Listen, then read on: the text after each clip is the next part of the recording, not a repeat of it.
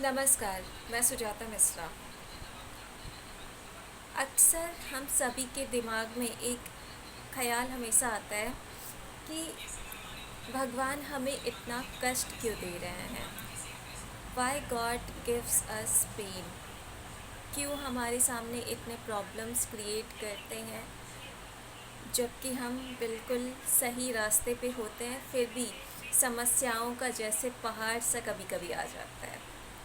इसका बहुत ही अच्छा प्रसंग भविष्य पुराण में वर्णित है, जो मैं आप लोगों को आज बताना चाहूँगी कि आखिर क्यों भगवान अपने सच्चे भक्तों को इतनी सारी परेशानियाँ देते हैं।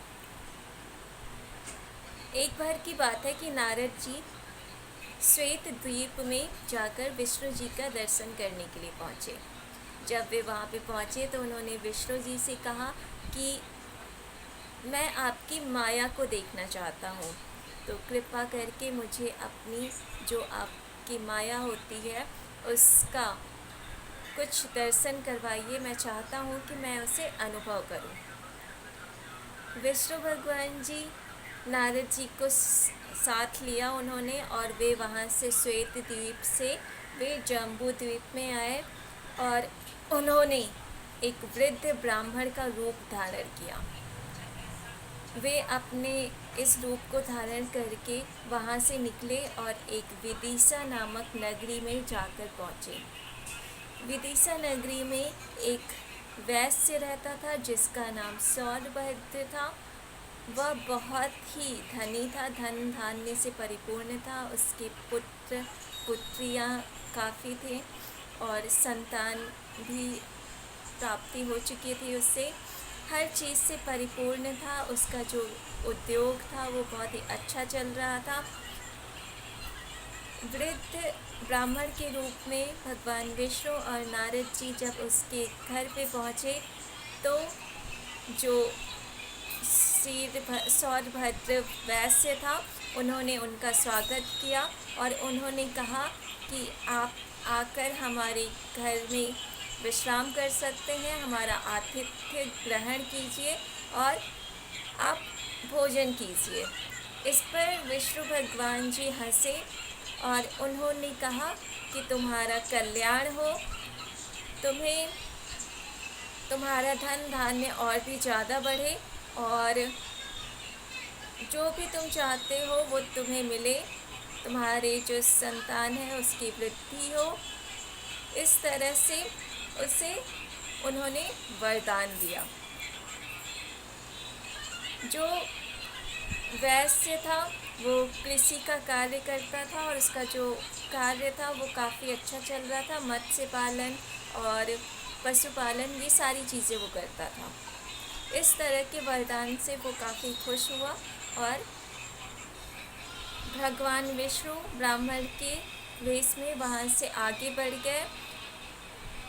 और इसके बाद नारद जी और भगवान विष्णु जब गंगा नदी के तट से गुजर रहे थे तो वहाँ पर उन्हें एक झोपड़ी दिखी जिसमें एक दरिद्र ब्राह्मण गोस्वामी रहता था।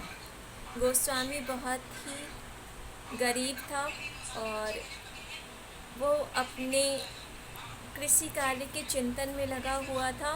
तभी ब्राह्मण बने हुए विष्णु जी और नारद जी वहाँ पर पहुँचे और जो गोस्वामी था उसको उन्होंने कहा कि हम तुम्हारा आतिथ्य स्वीकार करने के लिए आए हैं, जाकर हमारे लिए, हमें बहुत भूख लगी है, हमारे लिए भोजन पानी की व्यवस्था करो। तब उस गोस्वामी जो ब्राह्मण था उसने अपनी यथाशक्ति लगाई और जितना भी जो हो सकता था उसने उनके लिए अच्छे भोजन की व्यवस्था की और उनके लिए शयन की व्यवस्था की।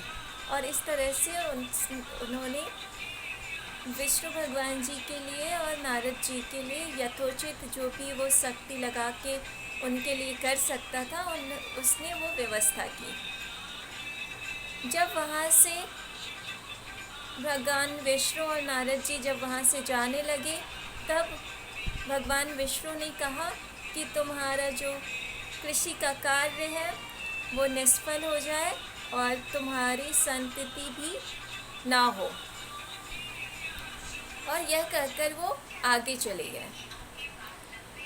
इसके बाद जो नारद जी थे वो बहुत ही आश्चर्यचकित हो गए कि ये कैसा श्राप दे दिया आपने इस दरिद्र ब्राह्मण को, और जो वैश्य था जिसके यहाँ आपने आतिथ्य स्वीकार नहीं किया था, आप उसके पास उसको आपने वरदान दिया कि उसकी जो उद्योग है वो काफ़ी चले, उसके जो वंश है उसमें वृद्धि हो, और इस गरीब ब्राह्मण को आपने कह दिया कि इसका जो कृषि कार्य है वो निष्फल हो जाए और इसकी संतान की वृद्धि भी ना हो। तब विष्णु भगवान जी ने कहा कि 100 दिन मछली पकड़ने का उतना पाप नहीं लगता है जितना कि एक दिन हल चलाने से लगता है। मैंने उस ब्राह्मण को यह जो वाक्य बोले हैं ये उसकी भलाई के लिए ही है। अगर मैं उसे बोल देता कि उसकी जो उद्योग है वो, उसका जो कृषि कार्य है वो बढ़े और उसे संतान की वृद्धि हो, तो वो इस जगत के माया जाल में फंस जाता और इसके कारण वो विरक्ति को प्राप्त नहीं करता। वो जब तक वह इस माया जाल से नहीं हटेगा तब तक वो ईश्वर को प्राप्त नहीं कर सकता है। और इसीलिए जो हमारे सामने जो समस्याएं आती हैं वो इसीलिए होती हैं कि हम किसी भी चीज़ का इतना ज़्यादा मोह ना करें। हमने जो भी कर्म किया है उसका जो फल है वो ईश्वर हमें ज़रूर देंगे, लेकिन हमें किसी भी कर्म के लिए उस पर इतना ज़्यादा मोह नहीं लगाना चाहिए कि हम उसी में आसक्त हो जाए और हमेशा के लिए उसी माया जाल में ही फंस जाए। इस तरह नारद को उनके जो प्रश्न थे उसका उत्तर मिल चुका था। कुछ दूर आगे चलने पर कानिकुब्ज सरोवर था और वहाँ पर नारद जी और जो ब्राह्मण बने विष्णु जी थे, उन्होंने जब स्नान किया तो उन्होंने नारद जी को स्त्री का रूप प्रदान कर दिया और उनका जो विवाह है वो एक राजा से करवा दिया। जब नारद जी का विवाह एक राजा से हो गया तो वे उनकी पत्नी बनकर रहने लगे और वे इस जगत के मोह जाल में फंस गए और उनकी इतनी संतति हुई। इसके बाद वो इसी काल चक्र में फंस गए। फिर कुछ समय के बाद विष्णु भगवान जी ने वहाँ पर आकर नारद जी को जो उनका पहले का स्वरूप था वो प्रदान किया और उनको इस माया के मोह जाल से निकाला। तो अब नारद जी को भी इस माया जाल के बारे में अनुभव हो चुका था और वे इस लीला को समझ चुके थे। तो आज की स्टोरी आपको कैसी लगी? आपको समझ में आ गया होगा कि आखिर भगवान हमें इतना पेन क्यों देते हैं, इतनी प्रॉब्लम्स क्यों देते हैं, सिर्फ इसीलिए कि हम इस संसार के जंजाल से या फिर माया मोह में ना फंसे, विरक्त होकर उस एक परम ईश्वर में लीन होने के लिए हम जब भी जो भी कार्य करें हमें उनके नाम का रटन हमेशा करते रहना चाहिए और हमारा जो ध्यान है वो हमेशा उस परम ईश्वर में ही लगा होना चाहिए। यही एक मार्ग है हमें जो ईश्वर से जोड़ता है और ईश्वर के करीब ले जाता है। तो अगर कोई भी कमेंट आप करना चाहते हैं, कोई भी प्रश्न करना चाहते हैं तो कमेंट बॉक्स में ज़रूर लिखिएगा। Thank you for watching.